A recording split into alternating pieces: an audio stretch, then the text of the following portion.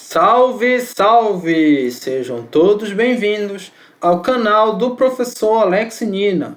Hoje nós vamos falar de gerenciamento de risco em poluição, o ar, o solo e uma análise preliminar. Na aula passada nós falamos da água, agora nós vamos falar do ar e do solo.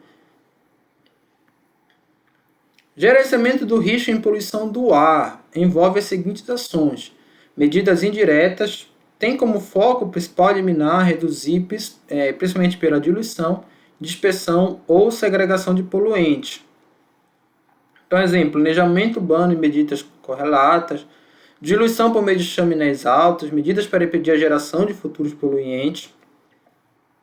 E as medidas diretas visam reduzir a qualidade dos poluentes descarregados na atmosfera, com auxílio de instalação de equipamento de controle de emissão. Exemplo, filtro de ar de chaminé. Então, você pode aí, medida indireta, por exemplo, a própria planejamento urbano e ordenamento territorial. Você instala as indústrias longe da cidade. Ou medida direta, a indústria já está lá, mas você vai usar filtro para que essa poluição seja menor. Caso essas medidas falhem, a remediação da poluição deve ser feita por alternativas com base em dados, como o tipo de poluente em questão, a área de abrangência da pluma de dispersão, a altura das camadas de mistura, além de dados meteorológicos, também sobre a topografia da região em questão. Então, tudo isso é levado em conta. Já quando a gente fala de solo, as principais fontes de poluição são a aplicação de defensivos agrícolas ou fertilizantes, despejo de resíduos sólidos, lançamento de esgotos domésticos ou industriais e dejeitos de animais. Então, aí que entram lá os fertilizantes, tá? Os agrotóxicos, os próprios esgotos domésticos e industriais, os dejeitos de animais. Quais são as principais consequências da poluição para o solo? A perda da fauna, a esterilização da terra passa a não ser produtiva, e a contaminação da água. Essa poluição ela pode ir lá para o lençol freático ou mesmo para as águas superficiais. A poluição sem filtro transmite doenças como infecundidade, hipersensibilidade alérgica, bem como disfunção hepática, renal, até câncer. Então, tudo isso aqui pode ser causado aí pela poluição do solo. Lembra que eu falei na aula anterior, você tem as esferas, solo, ar e água, mas elas são todas interligadas.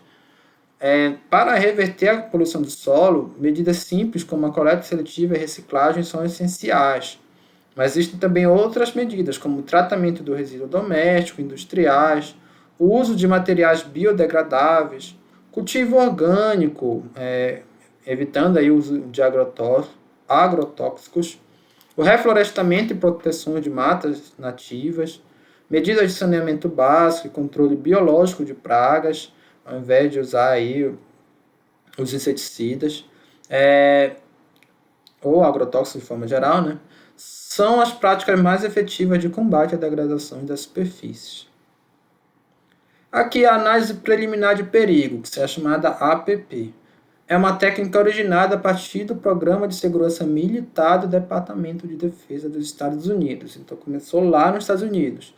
Pode ser utilizada em instalações em fase inicial de desenvolvimento, nas etapas de projeto ou mesmo em unidade já de operação. Apesar de ser análise preliminar, ela pode ser utilizada em praticamente todas as fases, permitindo, nesse caso, a realização de uma revisão dos aspectos de segurança existentes. No caso desse último aqui, olha, operação. Já está operando lá a tua indústria ou o teu processo produtivo e você utiliza aqui essa análise preliminar para modificar as operações que já estão.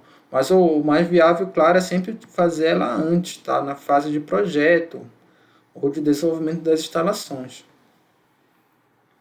Exemplo, estudo de risco ambientais presente em operações de uma estação de tratamento de esgotos, aqui, do Keller, de 1998.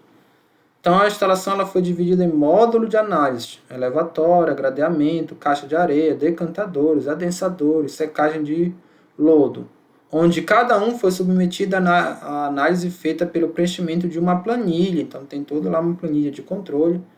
Basicamente, fez uma relação entre a frequência e a magnitude do impacto, além de oferecer sugestões sobre possíveis causas e medidas corretivas que podem ser aplicadas. Então, esse estudo aí do Keller Categoria de frequência. Então, você tem lá a frequência e a descrição. Olha. Remota são frequências maiores, tá? Quando você é menor, está 10 a menos quarto aqui, tá? Esse 4 aqui ele deve me confundir um pouco, mas é a menos 4. Só aqui que está diferente. Então, menor que 10 a menos 4 é muito baixa a frequência. Só que aqui é improvável e vai ficando mais provável aqui. Aqui ele está utilizando letras, tá? Para categorizar a frequência. Então, da letra A para a letra E, do menos provável para o mais provável. O mais provável aqui tem uma frequência maior que 10 a menos quarta. É isso aqui por ano, tá? E categoria de severidade, aquilo que eu falei, uma vez ocorrido o evento, qual é a magnitude do mesmo? Então você pode ter magnitude desprezível ou a catastrófica. Que já está mais relacionado até à intensidade, porque ele está considerando os danos, olha. Não só o nível de energia liberado. Então seriam os possíveis danos, já está colocando aqui a intensidade. E é fácil, você tendo aqui a frequência como um indicador de ameaça e aqui a severidade como um indicador de intensidade ou provável aí vulnerabilidade, tá? Mas mais mesmo associado à intensidade, você constrói a sua matriz de risco, olha, da classe A à classe E de frequência e da classe 1 à classe 5, né? Faltou o 4 aqui nessa matriz, né? Não, ele não considerou. 4, perdão. Até eu. Tá errado aqui, olha. Aqui é 4 ao invés de 5. Exato.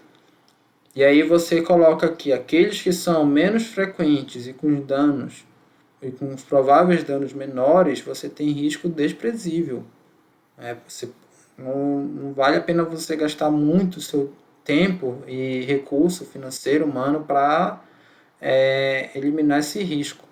Mas conforme você vai aqui nessa direção, você vai tendo aí danos que podem ser altos e com uma frequência até aqui, a frequência maior seria aqui, olha, alta também, ó. Aí você tem que, são risco crítico. Aí você precisa eliminar esse risco, pelo menos ele tem que ser minimizado ao máximo. E aqui você vai deixando o risco sério e aqui já é o risco moderado. Tá bom? Então essa matriz de risco ela é importantíssima para você fazer a gestão de risco aí da sua estação de tratamento, da sua indústria, do seu processo produtivo como um todo. Que as principais referências, o Aquino e o Sanches.